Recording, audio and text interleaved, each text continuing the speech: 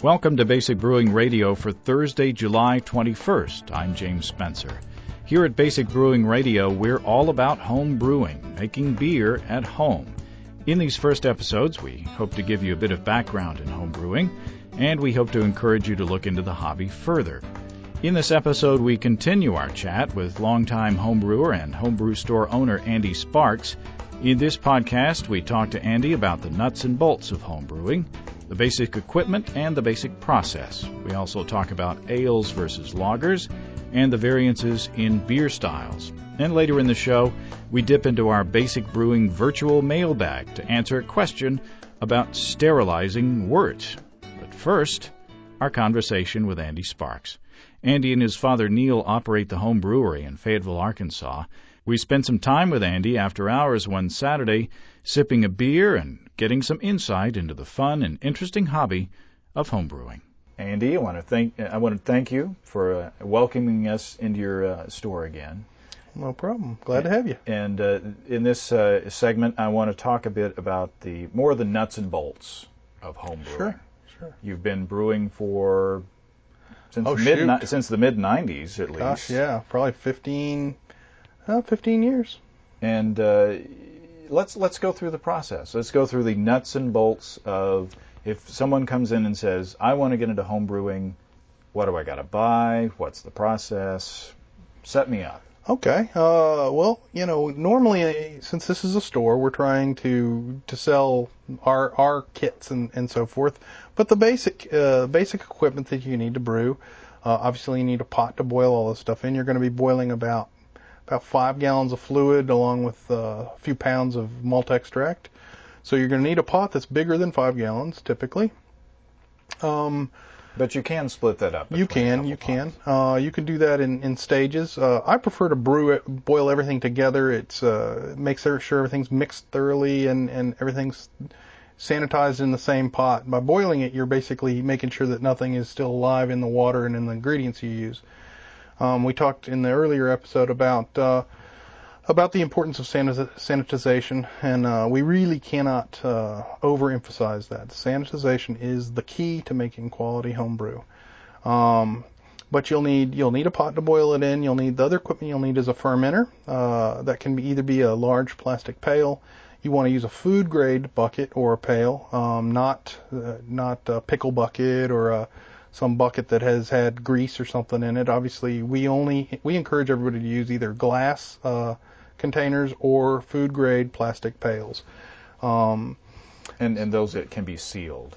Exactly. Technically, you can just use something that can be covered and lightly sealed, because what will happen is as it ferments, it's going to produce a lot of gas, which creates a cushion of CO2, which is heavier than air, and it will force everything else out of the fermenter, as far as other air and stuff like that. But you're right. The easiest and the safest thing is to use a bucket or a glass jug that can be sealed, but not completely. What you're going to want to do is have something called an airlock on there, and that's a little device that allows gas to escape, but doesn't allow air or anything else to get back into the fermenter. Because when you are fermenting, the yeast produces carbon dioxide, and that's going to come out. So you can't just seal the thing shut. Exactly. The magic ingredient, yeast, will eat the sugar in the beer. We call this when you make beer. What you make is something called wort, and that's water and malt, the sugar from the barley plant, along with the hops, which adds bitterness and flavor. You mix all that stuff up. We suggest you boil it. Typically, we boil it for at least an hour. It takes about an hour to pull the bitterness out of the hops. So almost every batch will call for at least a 1 hour boil. After all that's done, you end up with this big, thick, syrupy liquid. Sugar soup, essentially. Sugar soup, exactly. And that's what you're going to ferment. That's what you're going to put the yeast in, and that yeast is going to then eat the sugar and produce two things, carbon dioxide and alcohol. The alcohol obviously stays in your beer to produce the effect that we all enjoy. And what's that? I'm not familiar. And the CO2 escapes. It's the same stuff that makes the beer carbonated in the bottle, and we will use that ability of yeast to produce CO2 when we go to make the beer carbonated at the end of the process. But basically, we're going to boil all these ingredients together, and we're going to put them in our fermenter, and put the yeast in and let it ferment, until all the sugar is gone, basically, and it goes still. But there's some other things that you're going to need besides this fermenter. You're going to need some brushes to clean your fermenter with, and clean any bottles that you're going to put this beer in. You're also going to probably want to have what's called a hydrometer, which measures specific gravity. That's basically how thick, how much ingredients is in the water, because one of the main ingredients, obviously, in beer is water. And what you want to do is you want to be able to take this measurement and say, how much stuff is in my beer wort to start with, and then when it's all finished, you can take the same measurement and subtract the two values, and that will tell you how much sugar was consumed and turned into alcohol, and therefore you can say, oh, my beer is 4.2% by volume or whatever. So you take a measurement before fermentation and then after fermentation, and, exactly. and the difference in looking at your hydrometer, which is essentially a glass. It looks almost like a thermometer. Right, that right. floats in a little cylinder of water, and you just read the gauge on the side. Right, right. Now, after you've been in the hobby a while, you may or may not care how much alcohol is in your finished beer, and you can kind of wing it. And so a lot of home brewers don't bother to take hydrometer measurements. It's really only for record keeping and for your personal knowledge to know how much is in there. The other reason you might want to use a hydrometer is that sometimes beers, when they ferment, don't ferment out completely. And so one of the ways you can tell that your beer is done fermenting is to take a measurement and see that it's consumed all the sugar. If there's a lot of sugar left in the solution, you'll take a reading, and the reading will be a little high, and you'll realize that for some reason the yeast has decided to stop eating the sugar and basically goes to sleep and falls to the bottom of your fermenter. If you're doing a barley wine or something, right, with a large amount of sugar to begin with, and then a large amount of alcohol at the end. Exactly. That's one of the ones where you may want to really do that. And if it is the case that you think there's still plenty of sugar left to be eaten, and you want that to happen, you can do a couple things. You can stir the yeast back up, bring it to a little warmer temperature. Typically, we ferment ales at room temperature. I like to tell people 70, 72, something like that. In the summer, it's pretty difficult to achieve, even with a good air conditioner. But in the fall and the winter, it's pretty easy to do, and in the spring. But the other way you can do that is to add a little additional yeast, especially on, like you were describing, a barley wine that has a lot of ingredients, a lot of alcohol. You can add champagne yeast to it, and champagne yeast is very tolerant of alcohol, and it will go ahead and take off and start fermenting. The only issue there is it tends to produce a fairly dry product in the end, and dry means that it has no sweetness left. So depending on what you're looking for, if that's what you're looking to produce, there are ways to manipulate it and make that happen. So we're talking about the basic process of extract home brewing, right? And since this is basic brewing radio, we're talking about the very basic method at this point. And extract brewing is taking this sugary either powder or syrup, right? And then boiling that and adding your hops and then cooling that down because you don't want to pitch your yeast into a boiling pot of water. It'll just kill it, just like it kills everything else. Yeast likes to be at room temperature, basically. We should probably mention that there are two different kinds of yeast basically in the world. There's ale and lager yeast. Ale yeast ferments readily at room temperature. Actually, so does lager yeast. But the difference is that lager yeast can tolerate being fermented at cool temperatures, whereas ale yeast can't. Ale yeast tends to just go to sleep at cool temperatures. And the thing is, when you want to make a lager, and the famous lagers in the world are Pilsners from Czechoslovakia and Germany. Which is what most of the American beers are. And most of the American American domestic beers are takeoffs of the traditional Pilsners and lagers, although they've been engineered to be brewed pretty much as inexpensively as possible by the major breweries. by adding what we call adjuncts like rice and corn to the beer because they're much cheaper than barley. The sugar from the barley plant is more expensive than the sugar from rice or the sugar from corn. So when we brew, we like to brew with only barley malt, which is, according to the German purity laws, the Reinheitsgebot. It's the only things that should be in beer is water, hops, and barley malt. Of course, they came up with this purity law before they realized that yeast is the magic ingredient that turns it all into beer. So they later had to amend it to add yeast as another ingredient you can put in beer. But that's what we prefer, an all malt product. We consider that a better product and just a superior way of making beer. Now you said barley malt, but you can also have a wheat beer with a wheat malt. Certainly. That is one of the kind of exceptions to the rule is the wheat beers. But wheat beers are not 100% wheat. Almost all wheat beers are brewed actually with about 60% barley malt and only about 40% wheat malt. There are beers that are made with more wheat and some with less. As a matter of fact, some beers are made with just a small amount of wheat, and they are not even called wheat beers. You wouldn't even see wheat in the name. So wheat adds some head retention, gives it the ability to foam up a little better.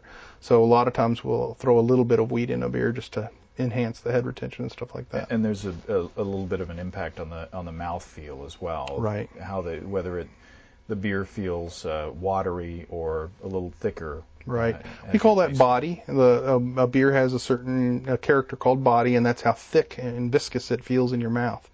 And I tend to prefer a beer that has some mouthfeel, some body, and it's not too thin. And the thinner it is, the more you think of water when you drink it, and the more it feels like water in your mouth.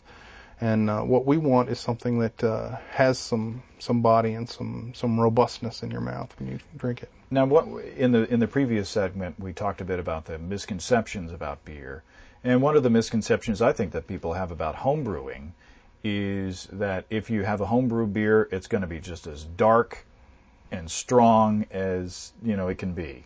Right. And you can make them that way. Right. I hear that all the time. One of the things that I hear a lot is I'll have a customer come in that's maybe just new to enjoying the beers of the world, and they refer to a beer as being, wow, that beer was very stout beer. Mm-hmm. I like to say stout is a style, not a description. It's stout is a type of beer, and it can be very, very thick and very strong, but not all stouts are strong and thick, and not all homebrews are stouts.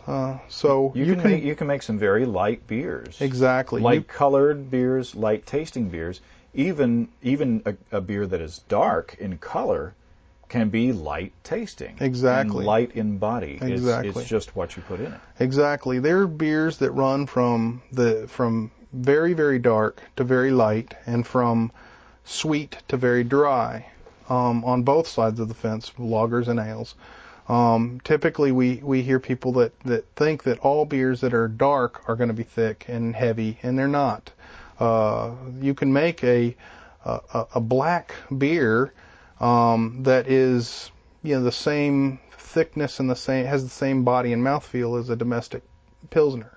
A Schwarz beer is a German black beer, but it isn't a thick beer. It's not meant to be very heavy.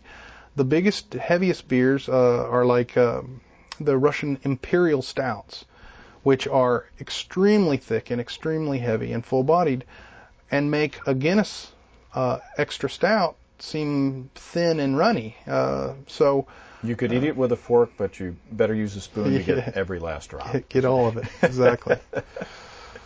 Well, one thing that I tend to think that most people who drink beer are drinking the major labels, and a lot of people are drinking the light version of those labels. Exactly. And after a while, when you're drinking beer, it's almost like drinking iced tea. We drink a lot of iced tea around here in the South, but I don't know that actually taste iced tea anymore. I get it in the restaurant and I drink it, and I never think about the taste of iced tea. It could be water for all. Yeah, it could be water with a little lemon. Yeah, and some people put sugar in there. But they've grown to accept the taste of these light beers as what beer tastes like. Right. Which is next to nothing a lot of the times. And when they come across something that tastes different, it's different, and therefore it's alien to them, and they may be put off by that. Right. I find that a lot of people, when I first talk to them about beer, they'll say something like, well, I just don't like dark beer. And I always find that amusing, because it's not necessarily the darkness that they object to. It's the flavors in it. It's how much ingredients was put in the original batch. People object to different things, whether it's very bitter or not bitter, or sweet or not sweet. Beers can be all these things, and you can't just prejudge a beer by its color. Well said. And with that, I think we'll end this segment here. And once again, Andy Sparks of the Home Brewery, I appreciate your letting us come in and take your time. No problem. Anytime, James. You can visit Andy's store online at thehomebrewery.com. That's thehomebrewery.com. There you can see what the Home Brewery has to offer in the way of equipment and ingredients. And while we're plugging things, if you want to learn how to brew beer in your own home, you can visit basicbrewing.com and check out our DVD video, Introduction to Extract Home Brewing, where we walk you through the fun and easy process of making your very own beer. Now, let's look into our Basic Brewing virtual mailbag. First of all, I'd like to say howdy to Jeff Bearer from Craft Beer Radio. Jeff listened to our first podcast and wrote to say welcome to the neighborhood and to give some much appreciated technical advice. Thanks, Jeff. And if you're into craft beer, you'll want to check out craftbeerradio.com. But here's a warning. Have a beer handy when you listen to the show, because you will get thirsty listening to Greg and Jeff taste the beer on the air. They do a good job there. We also have a good question this week. It comes from Adam. He says, how do I know if my beer was not sterile? What can happen to the beer, and how can I tell if it was or not? Well, this is a kind of a trick question. In a way, we tend not to use the word sterile when we talk about the wort, or beer before it's fermented, and equipment. When brewing, we're trying to sanitize, not sterilize. To sterilize means that there would be absolutely no living thing in the wort or on the equipment. That's what happens in an operating room, but it's not very practical in home brewing. What we try to do with sanitation is to minimize microscopic organisms like wild yeast, mold, and bacteria, so that your yeast will have a good head start and be the overall dominant creature that lives in your beer and imparts the taste that it was intended to give. So, the two most important things we can do is to boil the wort and sanitize everything that's going to touch the beer after it's been cooled down after the boil. So while we don't need to sanitize the brew pot and spoon, we do need to sanitize the fermenter, airlock and stopper, racking wands, bottles and caps, etc. that come in contact with a cool beer or wort. If your beer becomes infected with a wild yeast or other microorganism, you might smell really bad odors like rotten eggs coming from your fermenter's airlock, or notice a ring of residue in your bottles at the top of the beer, or taste a funky off taste. In a worst case, you might see jelly-like strands in your beer, and I wouldn't even sip that. Now, I've heard many, many times that nothing that can hurt you can live in beer because of the alcohol content, so you probably don't have to worry about making anyone sick. If you suspect you have an infection in your beer after it's been bottled, don't throw it away yet, unless it has the jelly stuff in there. Some off flavors will mellow with bottle conditioning as the yeast in the beer does a little cleaning up. I've tasted beers that have had the little ring in around the bottle, around the top of the beer, and they tasted just fine. Now, if you're new to brewing, here's some good advice, I think. Try not to panic over everything that is unusual to you, although it is the natural thing to do. For instance, the first day or so of fermentation, the puffs of air coming out of the airlock will smell pretty sweet and tasty. However, that smell changes subtly as the fermentation progresses. Now, my first batch or two, I was really worried because I'd heard about foul odors during fermentation, even though these odors weren't that foul. But with time, of course, everything came out okay, and I didn't have anything to worry about. So, I hope that answers your question, Adam. Now, we'd love to hear from you, too. If you have a question, please send your questions or comments to james@basicbrewing.com or fill out the contact form at basicbrewing.com. Let us know what you'd like to hear in future episodes, or if you have a question or a comment or just want to say hi. But that's it for this week. Next time, we wrap up our discussion with Andy Sparks on the basics of home brewing. We talk quite a bit about hops, so you hop heads will want to tune in. Thanks for listening. I'm James Spencer. Production help for Basic Brewing Radio and our website is provided by Kelly Dotson. We'll talk to you next time. So long.